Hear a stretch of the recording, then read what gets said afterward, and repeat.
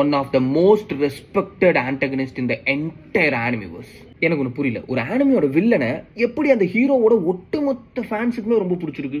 அவன் தான் கதாகுரி, one piece big மாம் பைரட்ஸோட ஒரு முக்கியமான கமாண்டர். அவனோட அப்சர்வேஷன் ஹாக்கியை வச்சு அவனால ஃபியூச்சர் கூட ப்ரெடிக்ட் பண்ண முடியும்.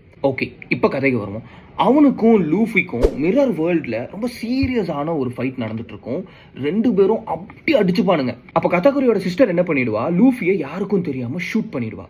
இதுவே மற்ற வில்லனாக இருந்தால் என்ன பண்ணியிருப்பான், எனிவே ஏன் தான் அவனை சுட்டான், நான் ஜெயிச்சேன் அப்படின்னு சொல்லிட்டு லூஃபியை போட்டு தள்ளிட்டு போக தான் பார்த்துருப்பான், இல்லை அவனை கடத்திட்டு போக பார்த்துருப்பான்.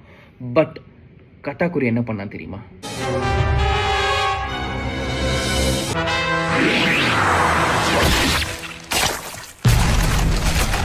தனக்கு ஆப்போசிட்டில் சண்டை போடுறவன் எதிரியாகவே இருந்தாலும் அந்த சண்டையில் கூட சமத்துவம் இருக்கணும், ரெஸ்பெக்ட்ஃபுல்லான சண்டையாக அது இருக்கணும் அப்படின்னு நினைக்கிறவன் தான் கதாகுரி. எனக்கு தெரிஞ்சு அதனால தான் நான் மட்டும் இல்லை, ஒட்டுமொத்த லூஃபி ஃபேண்டமே வந்து கதாகுரியை ரொம்ப மதிக்குதுன்னு நினைக்கிறேன்.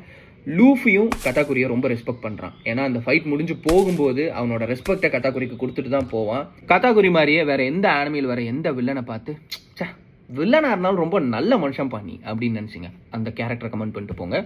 அடுத்த வீடியோவில் மீட் பண்ணுவோம்.